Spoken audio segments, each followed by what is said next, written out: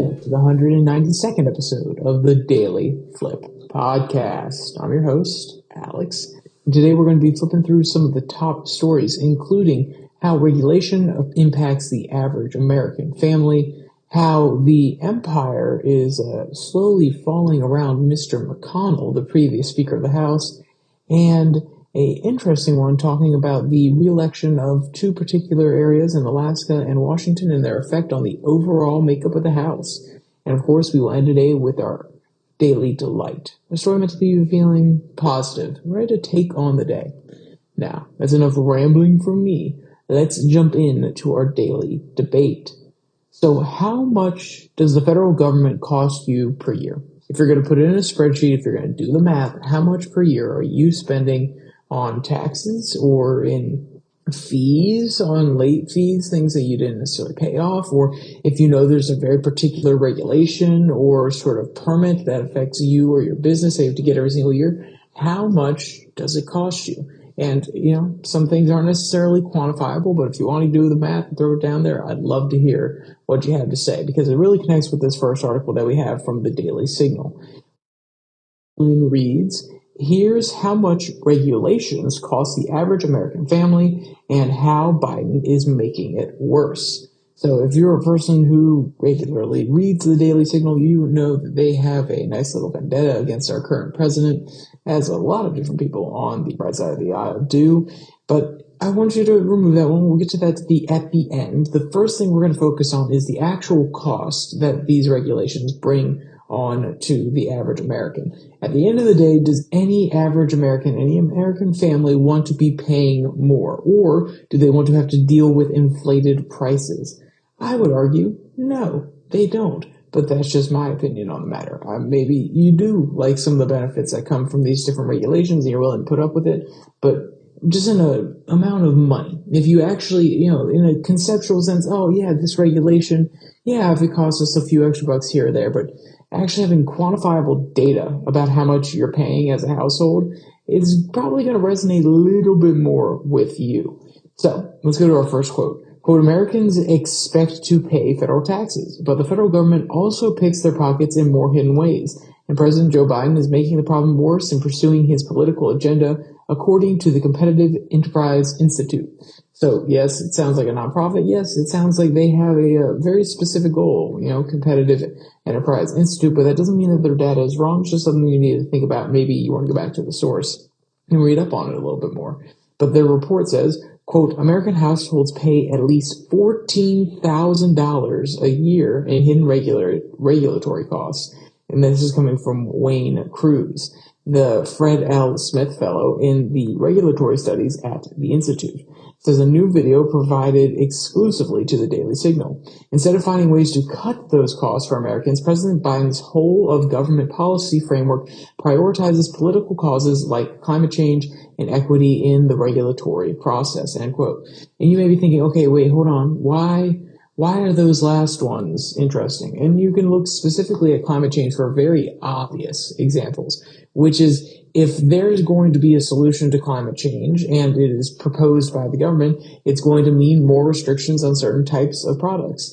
Think California with its ban or the refusal to allow car companies to sell gas cars after 2030. That directly puts a cost on the consumer because now there is a mandated type of car, meaning that these electric cars can actually go for a little bit higher prices because the gas alternatives aren't necessarily allowed to be sold in California.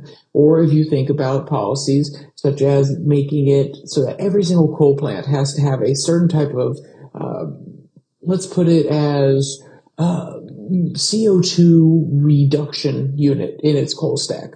It has to actually install some of these systems. It has to draw out some of that extra coal smoke and soot so it doesn't go into the atmosphere, which, if you're an environmental person, that sounds amazing. But guess what? Now that energy that is being produced by the coal is actually going to be maybe 2 or 3 cents more expensive per hour because they had to buy this expensive machine. They had to install the expensive machine. They had to do it on all their smokestacks, and they have to keep it up to date. They have to make sure that it's still compliant with these regulations. They have to clean it out to make sure that it's working efficiently so they don't actually lose money on it, or at least they don't have to cost on even more costs because it's not actually cleaning the air properly, therefore they're getting fines onto the consumer. So you can see how all these different regulatory processes build up in the environmental sector. But what about equity? So when they say equity regulations, what they're saying is they're doing different counter regulations to change the effects of how certain previous regulations went into effect in the economy. So if you think about the different housing grants and programs that were allowed to people after World War II and during the 50s and 60s, and how they were preferentially given to certain majority groups, the white population and minority groups were left out. Now they have counterbalancing policies in order to uplift some of those people in different communities that were, affected terribly in the past administrations. Well, think about it this way. It's the exact same thing that I mentioned with the gas cars. Well, how should I put it nicely? They're tipping the scales. They're mandating that one person gets a certain type of treatment, and they're going to be treated, better nowadays, fair, making up for their old problems that have affected their community. Sure, you can definitely say that, and if you feel that in your heart. Sorry, I just had to fix the mic issue. I don't know what was going on there, but something weird was going on. I hope I sound a little bit better now. But the point I was trying to make is that when you actually go into these closed market systems and you incentivize a certain type of buyer to buy certain houses, you're disincentivizing other people to buy the same houses. And therefore, those houses may not have the same appeal. There won't necessarily be as much competition. Therefore, the housing prices may actually stay higher in that neighborhood. So there's a lot that could be done here. There are different policies that could be attempted, but these sort of equity policies actually put the thumb on the scale, and they alter the market dynamics, and not necessarily to the benefit of the average consumer. So you can see what the author's trying to get at here. But what's the second quote? So there's kind of a guesstimate area where he goes in and tries to break down some of the larger numbers, not just the per family information. Quote, while the federal law requires an annual estimate of cost of regulation, the federal government has not met that requirement since 2002. So guess what? They haven't been going through and doing a regulation by regulation cost estimate since 2002. So we can just add new regulations and we don't have to understand what the consequences are. We don't have to see what the tax burden is going to be. We don't have to have a actually broken down spreadsheet that tells us exactly how it affects things and why it affects it. So it makes it easier for the government to not be accountable. Sorry, just wanted to point that out. Quote, while the Office of Management and Budget has estimated some costs and benefits of major rules, the report finds some analysis incomplete because they do not encompass all rulemaking of each year. Crew's report uses a baseline of roughly $1.9 trillion for the cost of the federal regulation, encompassing compliance costs, economic losses, and losses in gross domestic product, social costs, and other costs. The analysts took recent government reports into account to reach the $1.939 trillion figure. Just to put that into perspective, that is approximately 1/33rd. No, actually, you divide it by two.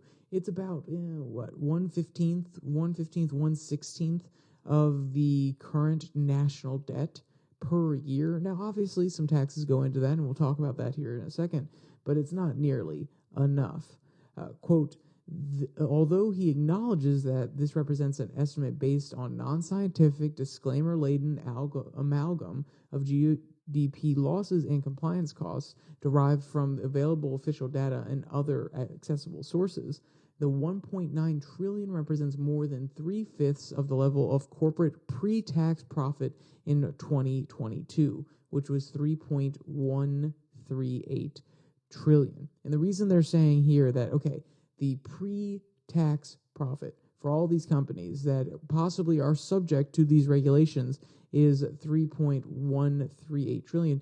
That means that if they were to actually pay down all the costs of the regulations, not that they do, but if they were directly to pay all of these costs back to the government as some sort of special tax, then they would be losing half of their profit before tax.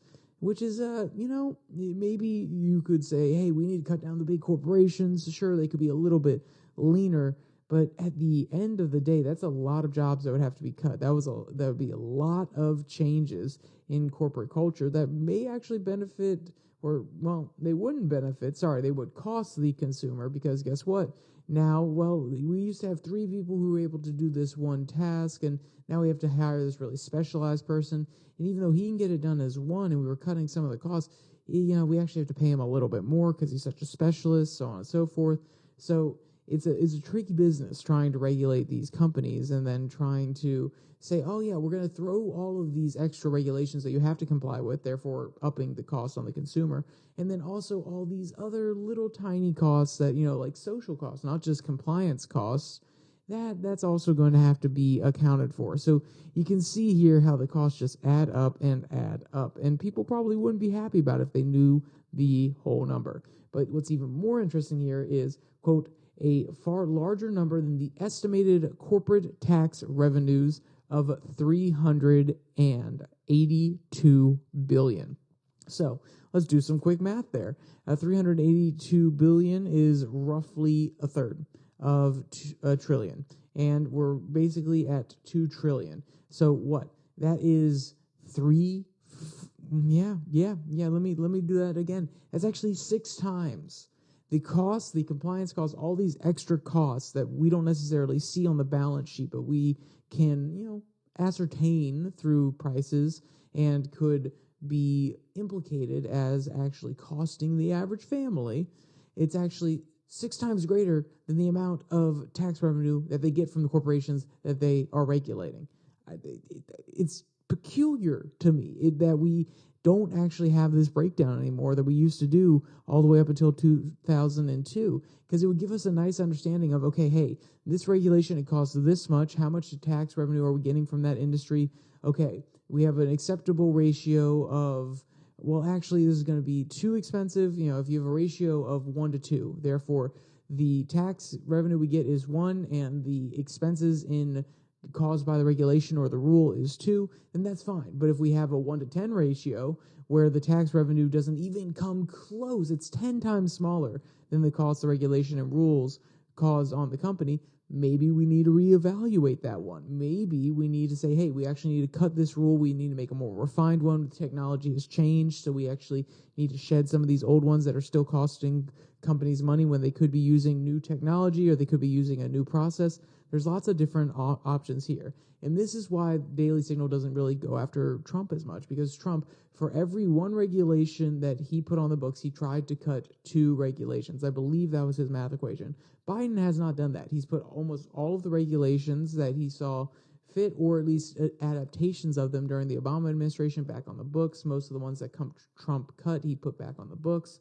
So you can see why the author led with, and how Joe Biden is making it worse. And it's not just Joe Biden, it's the mentality of the people on the Democratic side of the aisle and certain people in the Republican Party who see the executive as the all-powerful, the one that can actually sign executive actions to get their will done, rather than having to legislate things and go through Congress and the Senate and have a proper process where the people actually get a say in the matter, or a more direct say, because they can elect these House members every 2 years, or these senators every 6 years. And, with the presidency, it's only every 4 years. And also, they don't have to be as directly liable to the people, because guess what? All of these politicians who are there on the House, they have to take those calls every single day. They're not dealing with all different national security issues as often. They have staffers that take calls from their people every single day. They can get recall elections in a lot of different jurisdictions. They see the small dollars drain and really stop coming in when people don't approve of their policies. So they have a lot more control mechanisms, or at least direct response mechanisms, rather than President Biden just hearing what the media wants him to hear, or, some outrage on Twitter. So let's just take a step back. Let's cut some regulations. Let's reevaluate some other ones.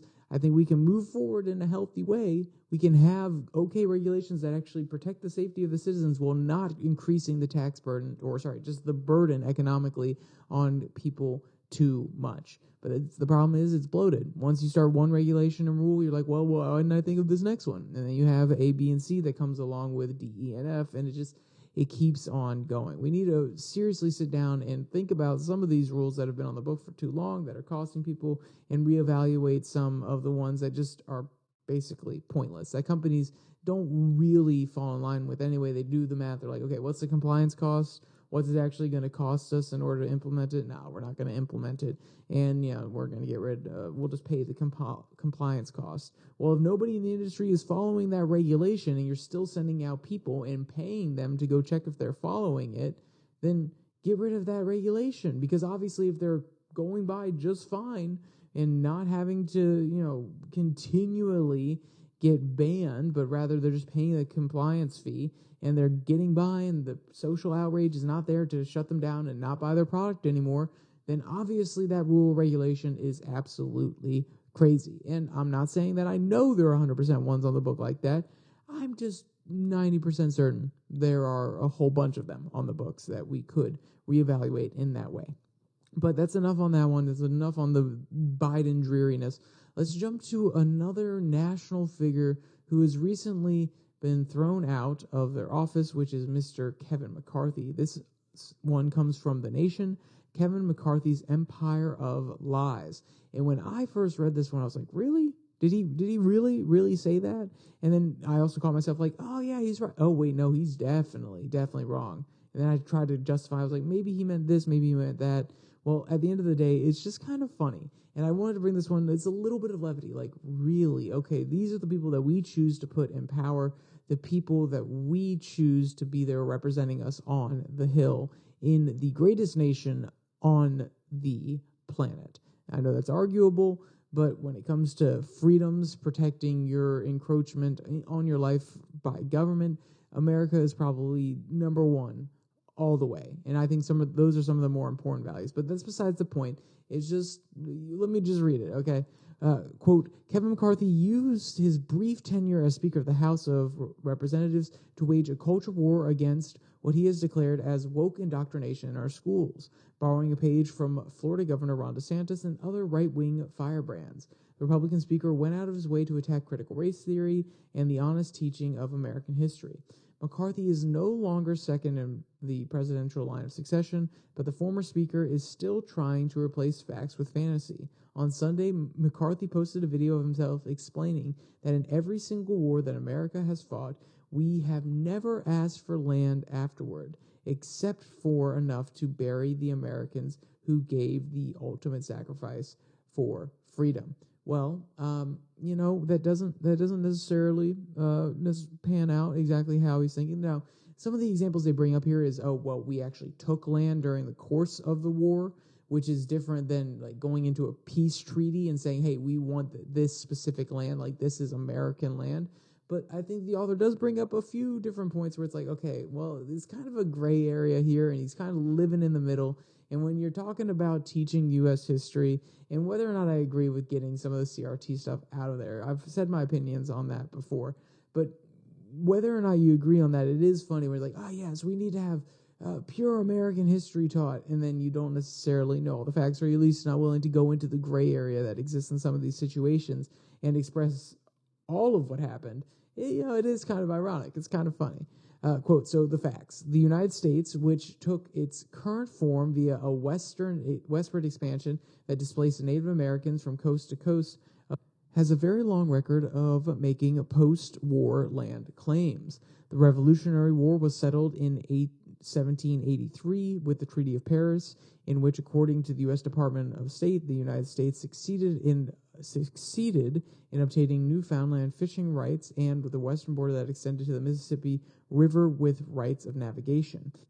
In the ensuing centuries, we see the U.S. take control of Puerto Rico, Guam, and for a time the Philippines, but the war-related land claim that McCarthy should be most familiar with is closer to home. The House district he represents in California, a state that was a part of Mexico until the U.S. invaded and took it, there's a difference there, invaded and took it versus invaded and had a war and then claimed, after the war was like, okay, hey, the war's over, can we have California? No, they took over California during the war, so it is a little bit different, and the author's kind of stretching the truth here, but still, point still stands.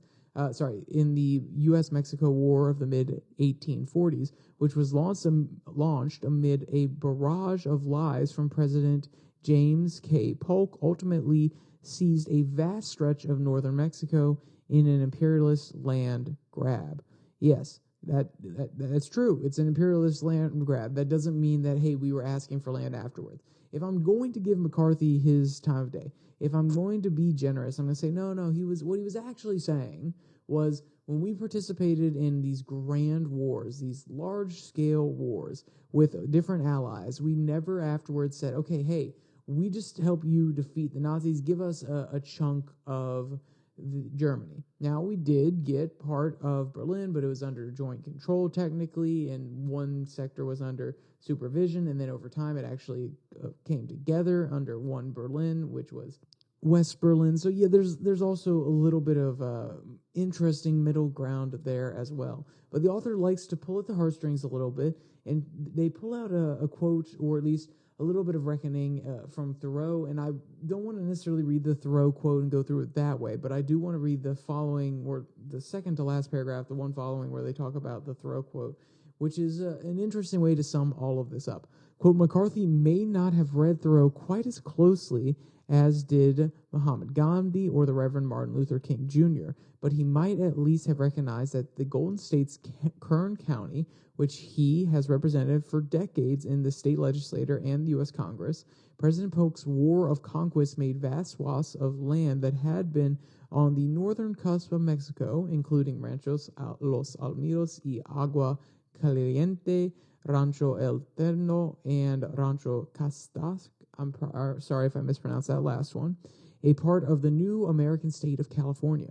But of course, he didn't, and has inspired a flurry of offers from American historians who are prepared to give him a refresher course, including Columbia University professor Carl Jacobi, who said Monday, wanted to thank ex-Speaker McCarthy for reassuring me that Americans need my forthcoming book on the U.S.-Mexico War.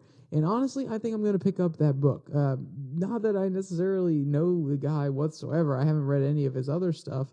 But, history is fascinating, and the U.S.-Mexico War is something I remember learning about with Polk as president. I remember him being a little bit greedy to grab the land, but I'm really curious to read this one, and I kind of want to educate myself. So I'm not going to give him the most obvious shout out. I don't know the name of the book yet, but if you see it on shelves and you take a little glance at it and you like what you're seeing, maybe give it a read, just so we can all be up to date on our American, U.S.-Mexico war knowledge, if anything like this ever comes up again.